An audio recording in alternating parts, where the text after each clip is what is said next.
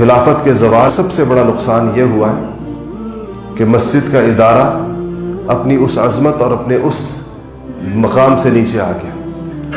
تنخواہ دار اماموں کا زمانہ آ گیا۔ محلے کے لوگ 10-10 روپے جمع کر کے امام کو تنخواہ دیتے اور پھر اس کو اپنا ملازم بھی سمجھتے۔ اسی وجہ سے یہ منصب بے توقیر ہو گیا، اور جب یہ منصب بے توقیر ہوا تو اس ادارے کی جو مسجد سے جو کام اور جو خیر چل رہی تھی وہ بھی ختم ہو گئی۔ ہمارے ہاں تو میں اپنے ہاں کی بات نہیں کر رہا، اللہ کا فضل ہے، ہمارے ہاں یہ ماحول بالکل بھی نہیں ہے، ویسے عام مساجد کی بات کر رہا ہوں۔ 4-5 بوڑھے جن کو نہ دین کا پتہ نہ دنیا کا صحیح پتہ، وہ مسجد کی کمیٹی میں ہوتے ہیں اور وہ سمجھ رہے ہوتے ہیں کہ امام ہمارا ملازم ہے۔ ایسے لوگ ہیں، میں حیران ہوتا ہوں۔ تو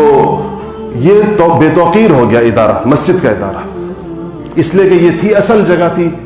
حکمران، یہ مسلح تھا حکمران کے لیے کہ یہ امیر المومنین کے اصل جو بڑی جامع مسجد ہوگی شہر کی، وہاں امیر المومنین مسلمانوں کا حکمران خود جمعہ پڑھائے گا،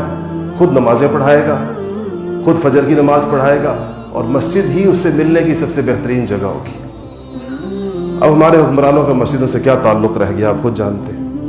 رہی صحیح کسر اس کرونا نے پوری کر دی، ویسے پورے مسلمانوں کے تعلق کی۔ اور ائمہ بیچاروں کی چونکہ کوئی ادارہ نہیں رہا جو امام مسجد یا کہیں کہ علماء کی معیشت کا کفیل ہو،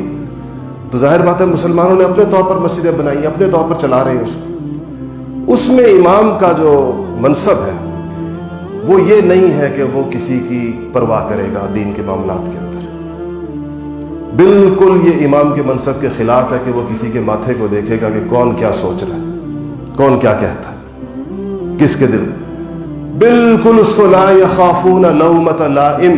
کسی ملامت کرنے والے کی ملامت کی پرواہ کیے بغیر اس منصب کے اوپر جس بات کو قرآن و سنت کی روشنی میں درست سمجھتا ہے اسی کو کرنا چاہیے، چاہے اس سے کسی کو جتنی بھی تکلیف ہو، کسی کے لیے وہ کتنی مشکل کیوں نہ ہو سننا، یہ اس منصب کا حق ہے۔ چاہے حکمرانوں کے اوپر شاخ گزرے، چاہے اشرافیہ کے اوپر جو ایلیٹ کلاس ہوتی ہے اس کے اوپر شاخ گزرے، اگر جس دور میں اس جگہ سے بھی حق کا گلا گھونٹ دیا گیا اور صحیح بات یہاں سے نہ گئی تو پھر یہ معاشرے میں ایک ایسا بگاڑ اور فساد پیدا ہوگا اور حق و باطل کے معیارات ایسے خلط ملط ہو جائیں گے کہ پھر کسی کے ٹھیک کرنے سے ٹھیک نہیں ہوں گے، پھر کوئی جگہ نہیں رہ جائے گی۔ اس کے بعد کون سی جگہ رہ جائے گی آپ بتائیں، اور کون سا ادارہ رہ جائے گا، کون سا مسلمانوں کی زندگی میں ایسا کون سی جگہ ہے جہاں سے اللہ اور اس کے رسول کی آواز مسجد سے زیادہ بلند آواز میں اونچی ہو سکے، اس سے زیادہ اونچی آواز میں کہی جا سکے۔ تو ایک ہماری معاشرتی زوال کی ایک وجہ مسجد کے ادارے کا فعال نہ ہونا ہے، صحیح معنوں میں فعال نہ ہو جس طرح اس کو ہونا چاہیے۔ مسجد صرف نمازوں کے لیے نہیں ہے، آج کل لوگ مسجدوں میں خرچے زیادہ کر لیتے ہیں پھر اس کو بند رکھتے ہیں، کیونکہ اب وہ خرچہ جو کیا ہوا ہے مسجد کے اوپر، ایسے خرچے کا فائدہ کیا جس کے نتیجے میں مسجد کو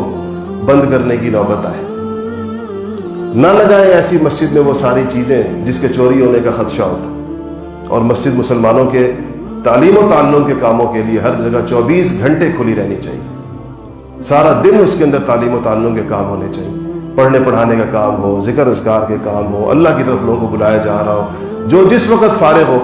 اس کے لیے کوئی نہ کوئی بندوبست مساجد میں ہونا چاہیے کہ وہ آئے اور دین پڑھے۔ یہ اسی لیے بنتے ہیں یہ ادارے، اس کا مقصد ہی یہ ہوتا ہے۔ لیکن اب وہ جناب علی اس میں فانوس لگا ہوا ہے اتنے ہزار کا، اور باقی چوریاں ہوتی تو ہیں، لوگ تو مسجد کی ٹوٹیاں بھی نہیں چھوڑتے۔ آپ کبھی بھی پتہ کر لیں کسی مسجد میں جا کر، ٹوٹیاں بھی لوگ نہیں وہ جو لوگ کھول کر لے جائیں گے۔ لیکن اس سب کے باوجود، اس ادارے کو تمام مشکلات کے باوجود مسلمانوں کی زندگی میں اس کی فعالیت، یعنی فعالیت کا مطلب یہ ہوتا ہے کہ اس سے خیر کا ہر وقت پھیلنا کسی نہ کسی شکل۔